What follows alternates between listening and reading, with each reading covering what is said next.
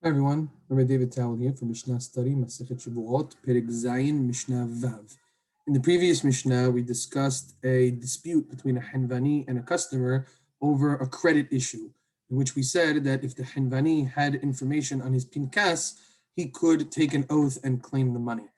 In this next Mishnah, we deal not with a credit dispute, but rather with a cash payment dispute, and we'll bring two different cases, one with a chenvani and a customer, a storekeeper and a customer, and the other with a shulchani, a money lender and a customer, and the different disputes that occur between them and who swears and can take the money.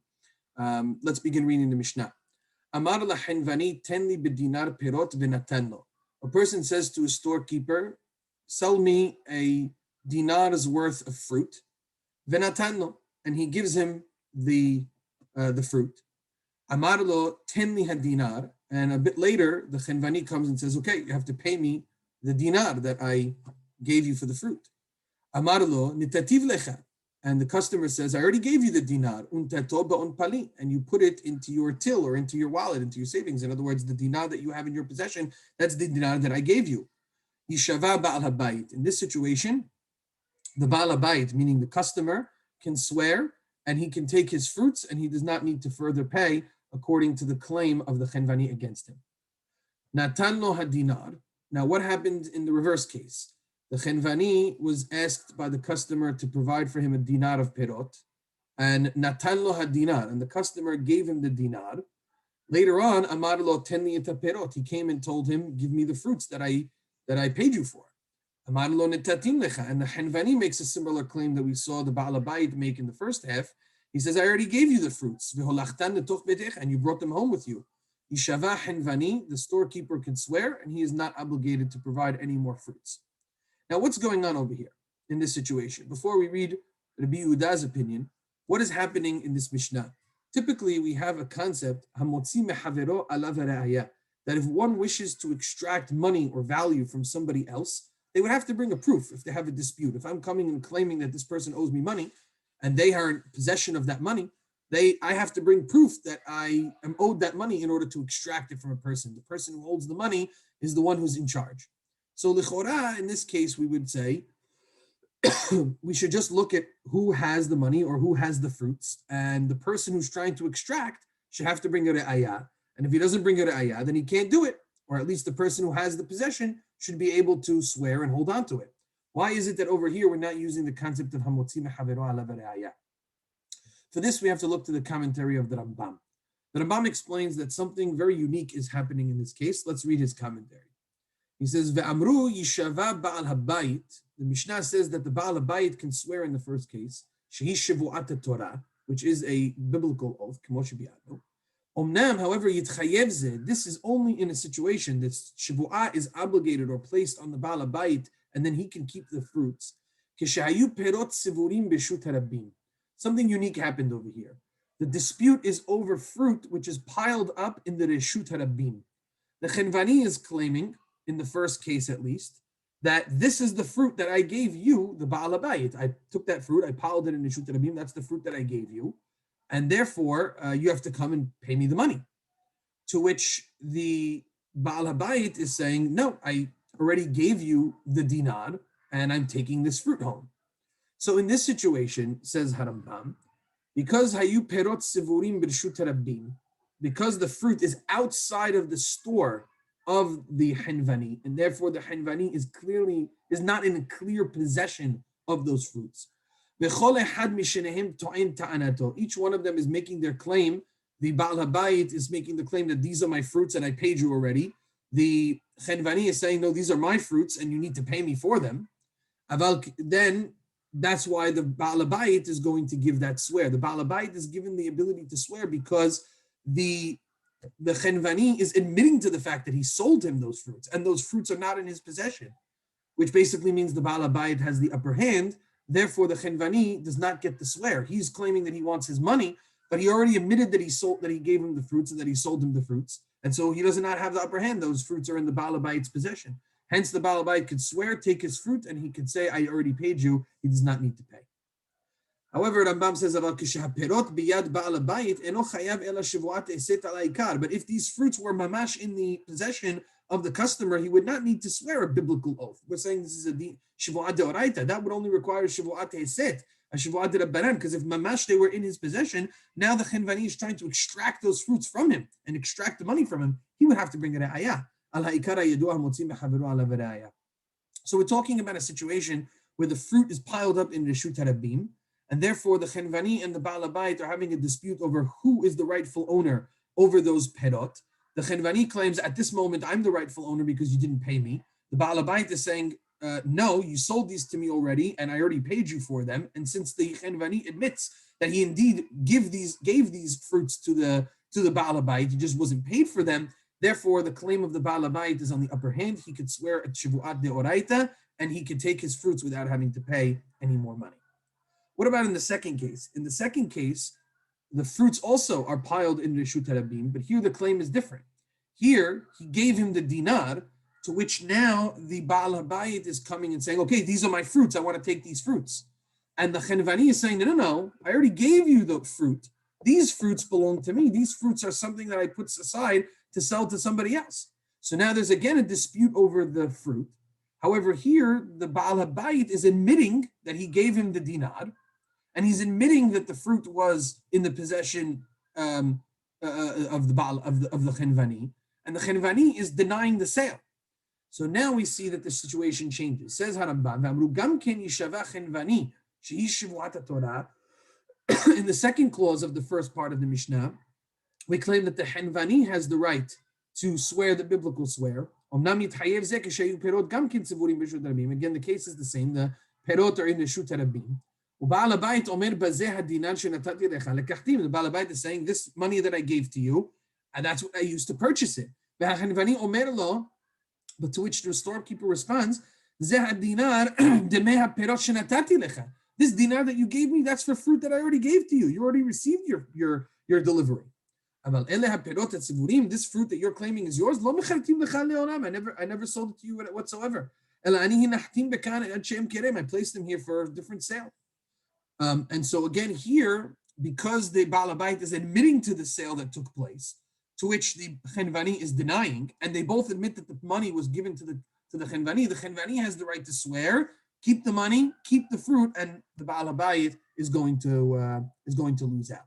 That's why the Chenvani gets the swear. All of this is because the fruit which is in the Reshut Harabim is under disputed ownership. But as Harambam points out, if the fruit was in the store of the storekeeper, he would not be obligated at all, because now the Baal Habayit would be coming to extract from him. And therefore, he would only be obligated, the Chenvani, to give a Shevuat Eset al Haikar. All he would do is a Shevuat Rabbanan, based on the Klal, al Haikar HaMotzi Mechaveru ala V'ra'ayah, based on the idea that if the Baal Habayit wants to extract from his possession, he would have to bring a proof. If he can't bring a proof, then the Chenvani swears a Shevuat Rabbanan, and he keeps everything for himself. Only reason why we have a Shevuat Deoraita here is because there is a dispute over the true possession, the true ownership over the fruit, and the fruit does not have clear owner because it's in the Reshut Harabim. This is the understanding of the first part of the Mishnah. Rabbi Yehuda, however, disagrees. Rabbi Yehuda Omer, Kol she'haperot biyado, yado ala elyona. Rabbi Yehuda says, whomever has possession of the fruit, his hand is on the top. What is Rabbi Yehuda's point over here? Says Harambam, Rabbi Yehuda holek ala halacha shniya.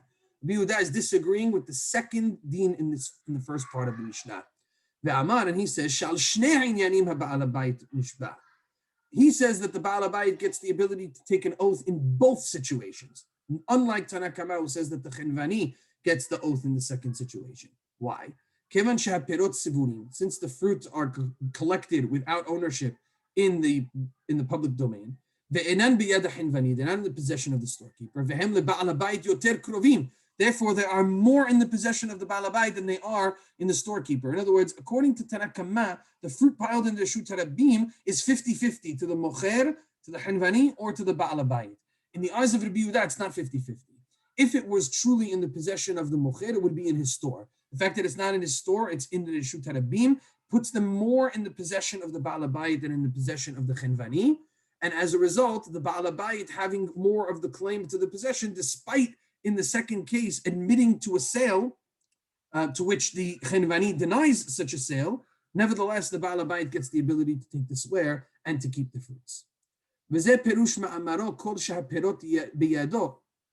And he says, this is the understanding of what it means that the fruit is in his possession.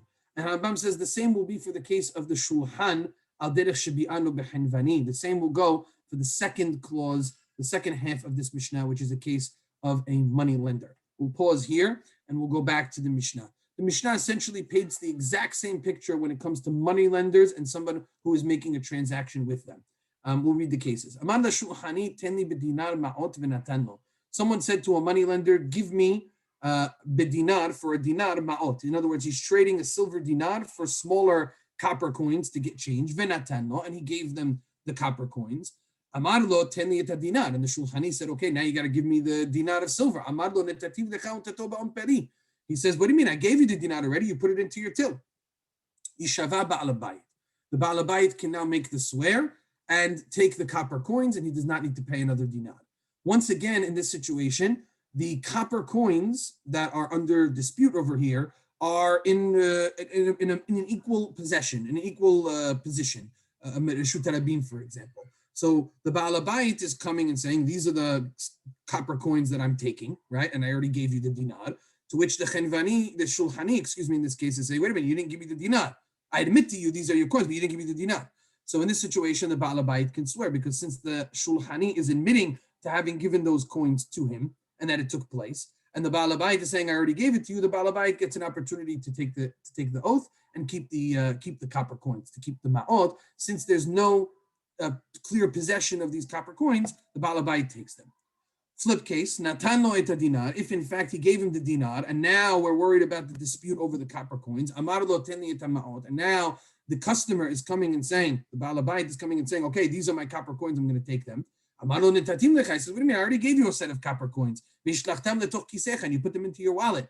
And these are different copper coins that I plan to give to somebody else, says the Shulhani. Here, Yishava Shulhani. The Shulhani has the ability to take on the oath and keep those copper coins, and he owes nothing to the Baal Habayit. Once again, these copper coins were in dispute. They're equally 50-50 belonging to them. And since the customer admits that he gave him the dinar and that the sale took place, to which the Chenvani denies that he already gave him the copper coins and it's done, these copper coins can be sworn on by the Shulhani, and the Shulhani can go ahead and keep them. Essentially, Tanakama is consistent with his first half of the Mishnah. The way he did with the Chenvani and the Perot, he does with the Shulhani and the Ma'ot. Once again, as Rabbi Yehuda disagreed in the first part of the Mishnah, he disagrees over here and says, Rabbi Yehuda says, En derech Shulhani liten isar ad she'itol dinaro. It is not the way of the money lender to give an isar until he takes his dinar, which essentially means that if he has the dinar in his possession, it's likely that these are the ma'ot, and hence in the second case as well, this is the way Harambam understands it, in the second case as well, which we said Yishava Shulhani, Rabbi Yehuda is once again denying that and saying that in this case, the Baal Habayit has the ability to swear. We'll pick up on the commentary of the Rambam over here. He says, "V'hadin b'shulhan gam ken ala derech shebi'anu b'chenvani v'haperot be'otana tenaim atzman." The situation between the shulchani and his customer is the same as the storekeeper and the fruits and his customer, with the same conditions.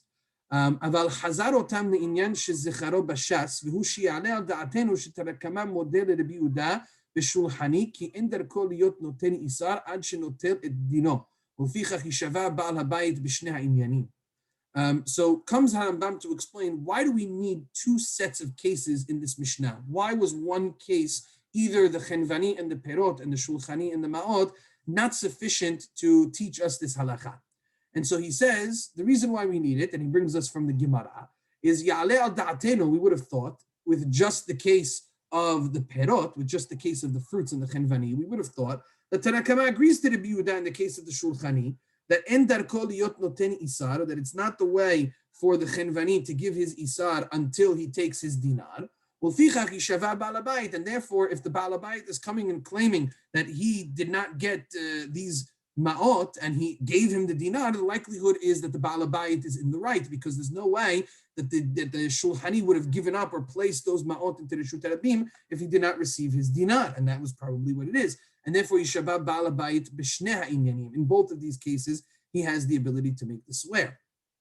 What about the case of the perot? What hidush does the Hanvani and the perot in the Resha of the Mishnah have that we couldn't have learned from the Sefer? Says Harambam, "Ve'ilu mashmi'inu hadin b'shulchani, hayinu omrim sheRabbi Yehuda lo haya cholek ela b'shulchani."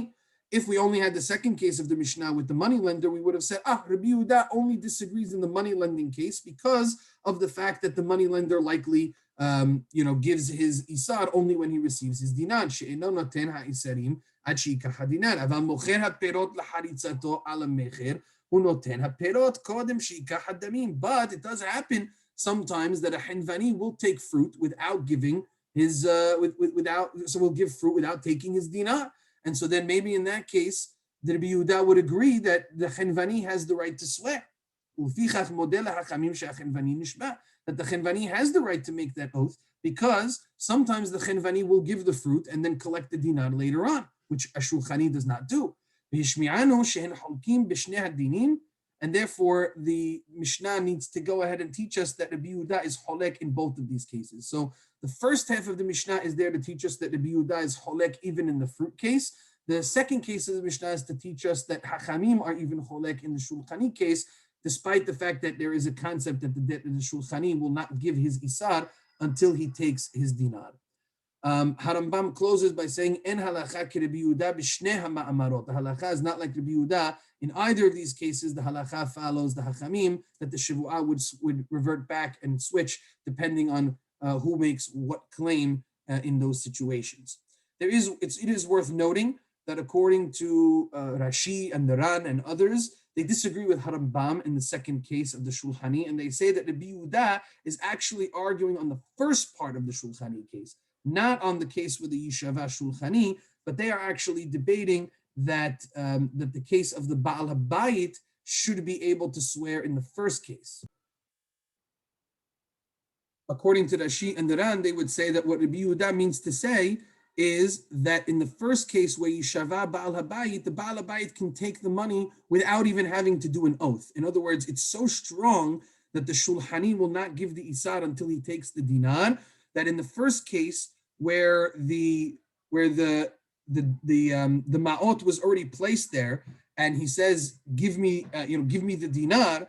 It's so strong that there was no way that he would give them the ma'ot without taking the dinar. That when the Baal HaBayit says, "I already gave it to you," and he has the dinar in his hand, the Baal HaBayit doesn't even have to take the oath. He just takes the money without having to take the oath. So the Rashi and the Ran understand that the second case is slightly different. Rabbi Yehuda agrees in the second case that the Shulchani can swear, but in the first case, he says the Baal HaBayit doesn't even need to swear.